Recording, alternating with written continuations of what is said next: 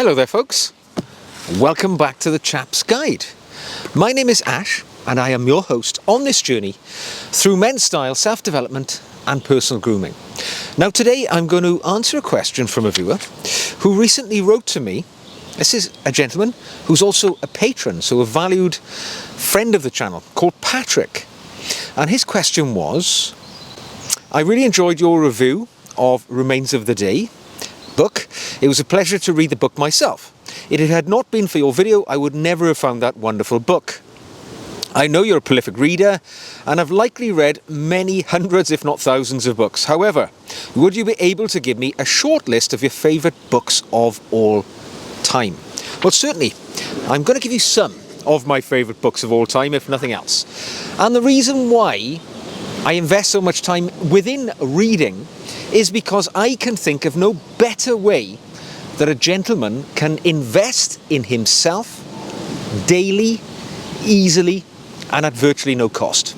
As long as you have a book on your bedside table or next to the throne in the toilet or wherever you spend some slack time in your day, you've got the opportunity to pick it up and read a page. Even if it's just a page at a time, you will learn something. You will pick up grammar. You will see a word that you've never heard before, and then you can try and encompassing that into your life as well. So today I am going to give you a list of some of my favourite books of all time. Now, in order to do that, I've broken it down into a few different categories. All-time favourite book, favourite fiction book, favourite factual book, so on and so forth. There's probably about 6 or 7 books here. Let's get straight on with it. Now, following on from Patrick's question, I'm going to start at the top of the shop because my favourite book of all time has already been mentioned. It is called The Remains of the Day, and it's by Japanese-born British author Kazuo Ishiguro. Now, he won the Nobel Prize for Literature a few years ago, and rightly so. He's an interesting author. He doesn't write many books. He's probably only produced 9 books in almost a lifetime of production. And they are bizarre books. Some of them are about, medieval history. Some are set in the future involving robots. Remains of the Day is about a British country house set in probably about the I'm going to guess 1930s, we are led to believe. And basically, it's the story of unrequited love. The story revolves around the protagonist, who is the butler called Stevens, and the fact that he has affection for the housekeeper, and it's never spoken. It's all about repression, about duty over self.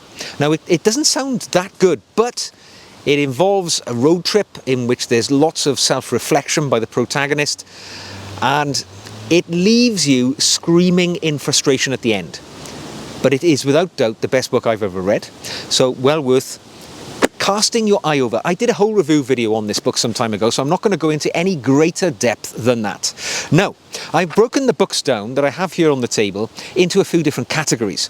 The first one is fiction. My favourite fictional book, which I've read in probably the last 10 years, is called The North Water, by Ian McGuire. Now, this was actually adapted into a television series about 2 years ago, in which it was serialised over a couple of weeks. And the story, in essence, without giving any sort of plot line away, involves a young gentleman who is the surgeon on a whaling ship. Now, he's a bit of an addict of the sort of pain relief of the day, and he embarks upon that ship in an attempt to restore his fortune. Now, the ship, it's a whaler, it goes to the Arctic, and basically the storyline is of the travails of that ship. He ends up getting shipwrecked, sunk, and how he survives.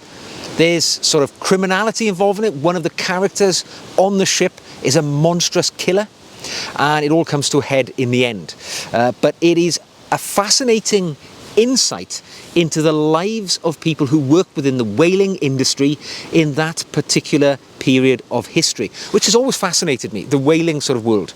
I'm a huge lover and proponent of whales. They're my favourite animal of all time. And you think I would find it hideously wounding to read a book about the commercialised whaling industry, which was so prevalent in this part of history. but it is really an adventure story, an adversity story, and kind of a whodunit as well, in a way. But you know who's done it from the very beginning. It is a thrills and spills all the way through. If you want a book that you can't put down, The North Water might be the one to do it.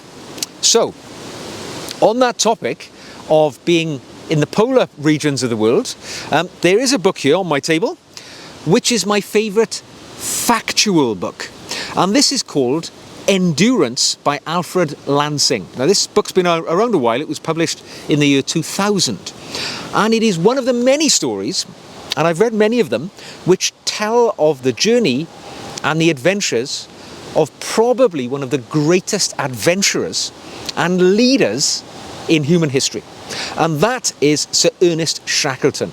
And this tells the story of his expedition to the South Pole, so the other side of the world from the North Water, in which he attempted to cross the entire continent.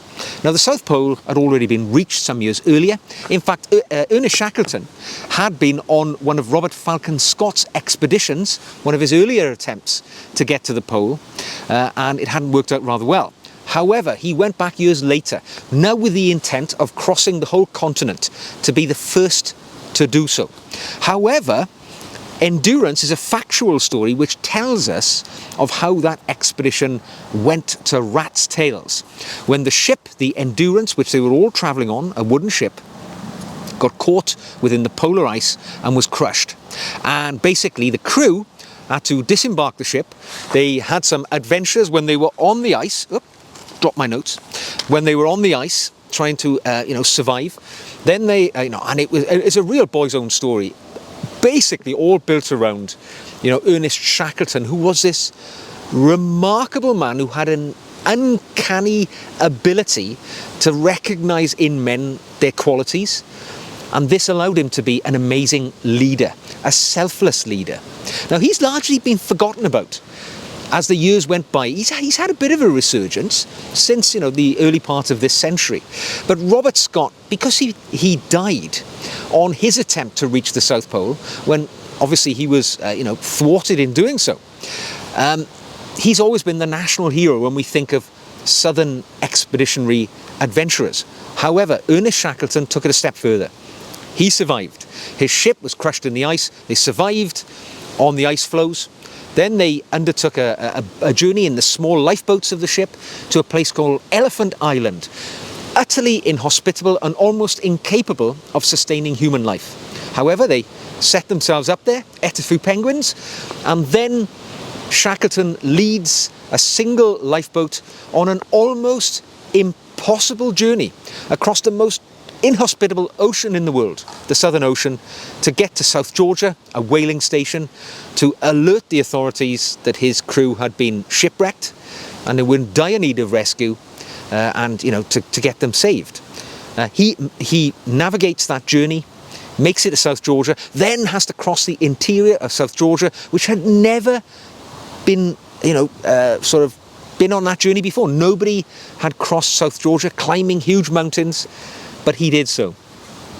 And later he came back and saved his crew, and for which he has passed into history as being an amazing leader of men. I mean, as a young person who'd recently been promoted to a leadership position in one of my past professions, I remember reading a book about Shackleton's leadership abilities and learning many of the qualities which he exhibited in his leadership of men. A quiet leadership, a subtle leader, but a man who got the job done, who took a crew to the South Pole. The worst thing happened to them, but he brought every single member of his crew back. And this book tells the story of that expedition in a way which is gripping, because it's real. And when you read through it, you think, how could this possibly have been achieved? How could somebody have overcome these problems? Shackleton did. A magnificent book if you want to be uplifted and learn more about human leadership qualities. So, the next book, my favourite James Bond book. I haven't got it here on the table because I read this book using a Kindle, an electronic reader. But my favourite Bond book is Moonraker, which was, I think it's something like the third in the series which were created by Ian Fleming, talking about the world's most famous secret agent, that protagonist we all love, James Bond. Now, Moonraker, the book, is nothing like Moonraker, the movie, featuring Roger Moore, in which he went to space. There is a space element, there is a rocket, but the thing that I love about Moonraker is we learn a lot about Bond and many of his gentlemanly qualities. Because the story kind of begins with Bond having to go to a gentleman's club, and we learn about his card playing skills, something of his back life. The fact that he works in MI6, shares an office with 2 other 000 agents. We learn that he's a bureaucrat. He considers himself to be an underpaid bureaucrat. They tell us how much he earns. We get an inkling of his age. Bond tends to be 37 in all of the books when he's written about by Fleming. We learn so much about the character of James Bond in Moonraker. And of course there's a villain, Sir Hugo Drax, and there's who has machinations to take over the world with a rocket, the Moonraker rocket. It's a little old-fashioned when you consider it against modern-day storytelling, because there's so much sort of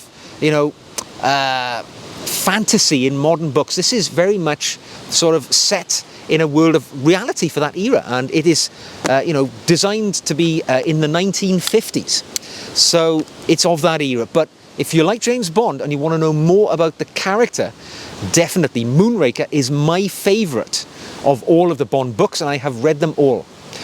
Definitely pick that one up. You don't have to read them in sequence. Start with Moonraker, see where it takes you. Be prepared for the classic Bond. Now, biographies. There are many biographies out there, and I tend to read lots of biographies. My favourite biography is about a military man. And it is about a man who was born not 20 miles from where I now sit in the British city of Bristol. And it is William Slim. Now, William Slim is a World War II general. His name was, the book is called Uncle Bill, I should tell you that, and it was written by Russell Miller. It's an authorised biography of William Slim, who was an ordinary man. The beauty of the Bill Slim story is that he was an ordinary guy, came from a lower middle class family. His father was a failed businessman. He was born in Bristol, and the family didn't have enough money to send him to university. He struggled to find work, tried a few different jobs, worked in a school, worked in a bank, but he found some pleasure in life through the family moved to the Birmingham area, and he found some enjoyment by joining the sort of essentially the reserve military, the officer training corps, a part of Birmingham University. He ends up going into the First World War as a young officer, which would have been denied him in peacetime because his family had no money. So he couldn't have been an officer in the army because you need to have a couple of horses to play polo and things like that.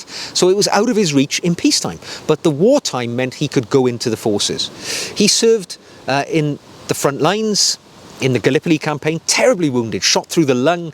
Everybody thought he was going to die, had the last rites. But however, he survived, came back, won the Military Cross, ended up at the end of the war as a major, but got demoted back down to lieutenant in peacetime and ended up going into the British Indian Army. Made a good show of it, but never got to any high rank. He was kind of a journeyman officer, commanding the Gurkhas. Second World War begins. He's really at the point where he's about to retire. The Second World War kicks off, and he gets several bumps up in rank quite quickly because he's a capable professional officer, and ends up seeing service in Africa. But his sort of halcyon moment is where he goes to Burma and fights in the Southeast Asia campaign.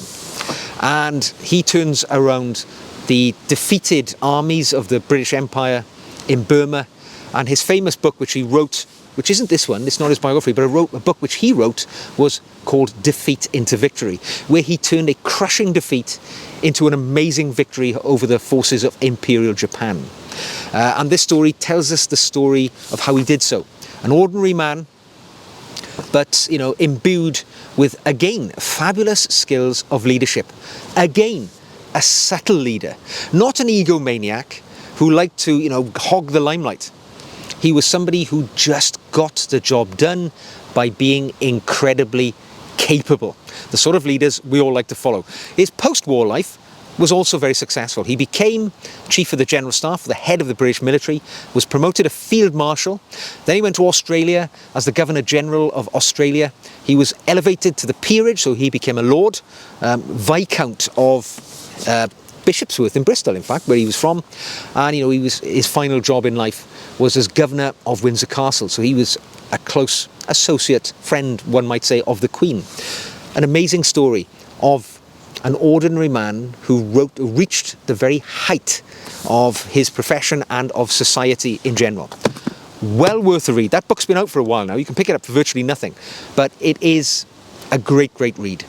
And finally, my favourite series of books.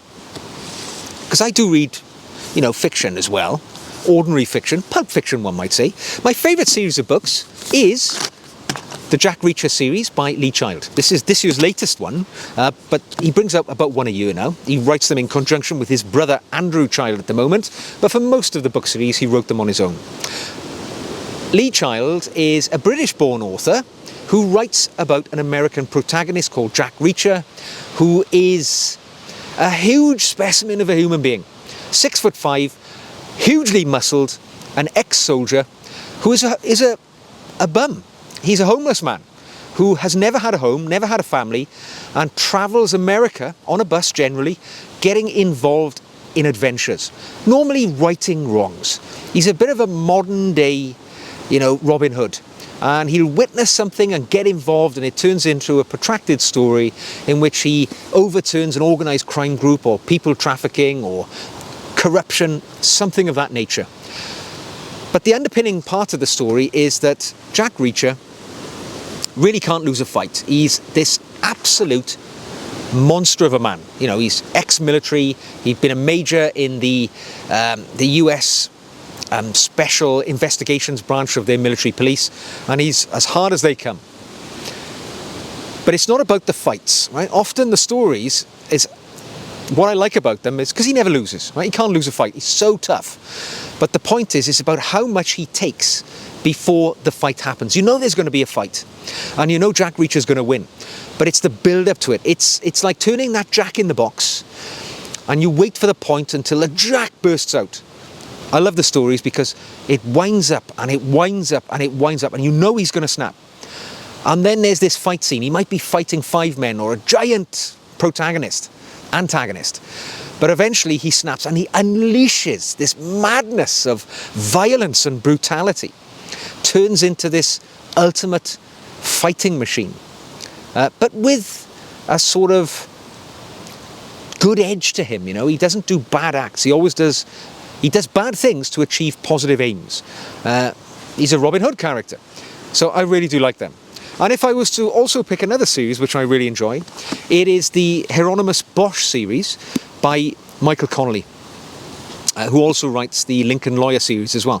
But the Harry Bosch series been made into an excellent adaptation on Prime Video, actually, with Titus Welliver playing the lead role of Harry Bosch.